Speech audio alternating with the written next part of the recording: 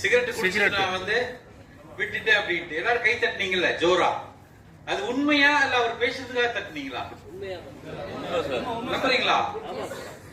கோரோராக்கையும் ஸ்டெப்பியும் சாப்பிட்டோம்னா நம்முடைய செல்ஸ் எல்லாம் புதுசாயிரும். நாங்க ஒருத்தர் கொடுத்து டெஸ்ட் பண்ணி எடுத்திருக்கோம். அவருடைய வேல்யூ சொல்றேன் பாருங்க. 3 கோட்டை அடிப்பார் டெய்லி. 300 ரூபாய்க்கு சம்பாதிப்பாரு, 3 கோட்டை அடிப்பாரு. இவர் இப்ப 1 கோட்டை அடிச்சாலே கவுந்துறாரு. என்ன கர்மத்தையா கொண்டாந்து கொடுத்த அப்படிங்கிறாரு. அப்பதான் சொல்லிச்சவருக்கு, சார் புதுசா குடிக்கிறவன் வந்து ஒரு அரை கட்டி குடிப்பான், அதுக்கப்புறம் கொஞ்சம் 1 கோட்டை, அப்புறம் தான் பக்கா குடிகாரனாவா. அப்ப பக்கா குடிகாரனை வந்து புது குடிகாரனை மாத்தக்கூடிய அளவுக்கு இதோட இதுதான் சயின்ஸ் ரீதியா நம்ம தெரிஞ்சுக்கணும்.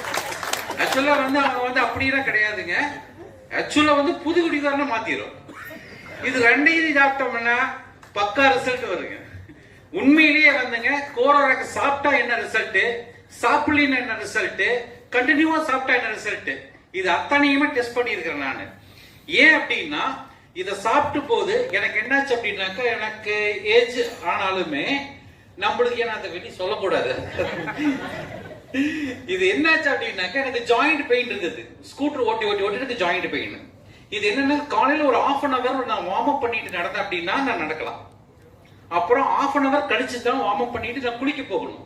நான் பச்சை தண்ணி தான் ஊத்துவேன். ஆனா அதுக்கு முன்னாடி குளிச்சுட்டு அப்படின்னா தொடர்ச்சியா இருமல் வந்துகிட்டு இருக்கும், தும்மல் வந்துகிட்டே இருக்கு, 2மே வரும்.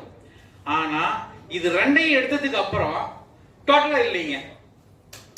அது போக மாடி படிக்கிட்டு ஏறுவோம் பாத்தீங்களா, அதுவும் 1/2 hour வார்ம் அப் பண்ணிட்டு தான் ஏறணும். ஆனா அந்த வார்ம் அப்புமே இம்மிடியேட்டா நான் ஏறலாம், இல்லைன்னா அந்த கைப்பிடி பிடிச்சுதான் நான் ஏறணும். அந்த மாதிரியான ஒரு சூழ்நிலைகள்.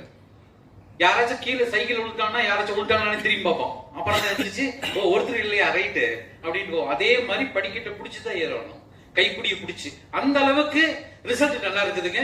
கொடுக்கறவங்க அத்தனை பேருமே இருக்கும்.